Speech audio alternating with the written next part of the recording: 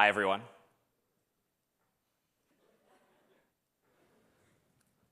"200,000 years ago, humans took their first tentative steps on the African plains.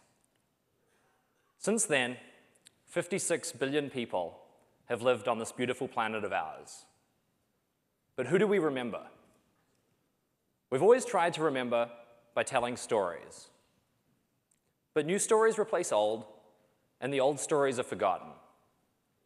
And so to remember, we took to etching our names into rocks. This is one of the oldest surviving examples. It records the name of Ramush, who was the king of Akkad 4,300 years ago. And so over the centuries and the millennia, we recorded more and more names on more and more rocks. And we dedicated vast areas like this in our attempt to remember. But what was each person like? A name doesn't tell us about their life, their loves, their triumphs and their anguishes. The stories of their lives were as fragile as ever, still in oral history, passed on, and then forgotten.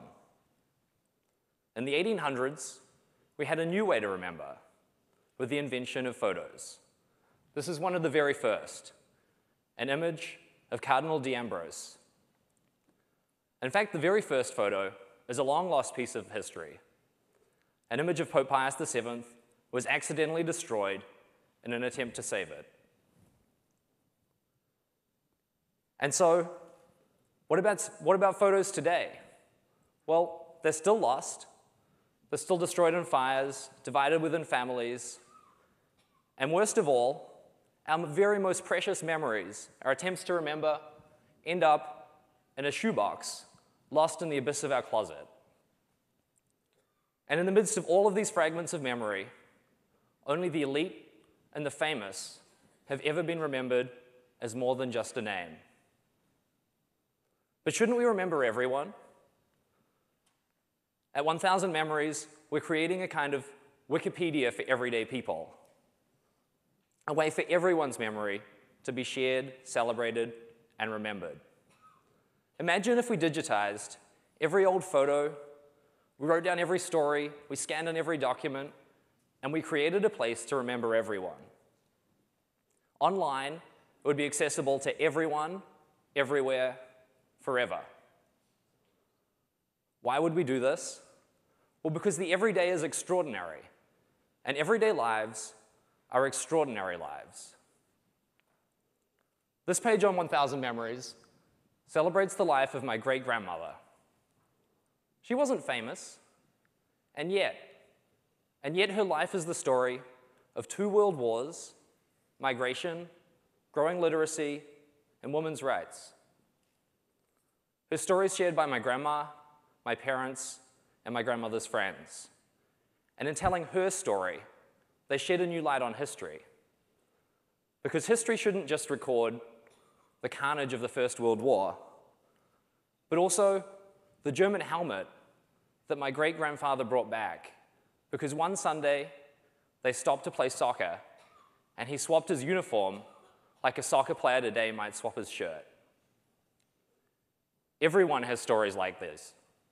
Everyone in this room, everyone in the world, everyone ever. Imagine if history placed equal weight on everyone's life, and it wasn't just the story of a few kings and queens, but the story of everyone. On January 28th, as bullets ricocheted across Tahrir Square in Cairo, we created a project called Egypt Remembers. It was a place to remember the lives and the human tragedy of the violence in Egypt. The New York Times and the mainstream media would still talk about the death toll as a number, but we wanted history to record the stories, the individuals whose lives were lost. We wanted to record face after face, name after name, story after story. Hussein was a law student. Mahmoud was about to be married. And Ahmed. When Ahmed's family and friends came to 1000 Memories and told the story of his life, they told a rich portrait of an art professor, a DJ, and a father. The life of every ordinary person, my great-grandmother, and an Egyptian protester deserves to be remembered. At 1000 Memories, we're making sure history remembers everyone.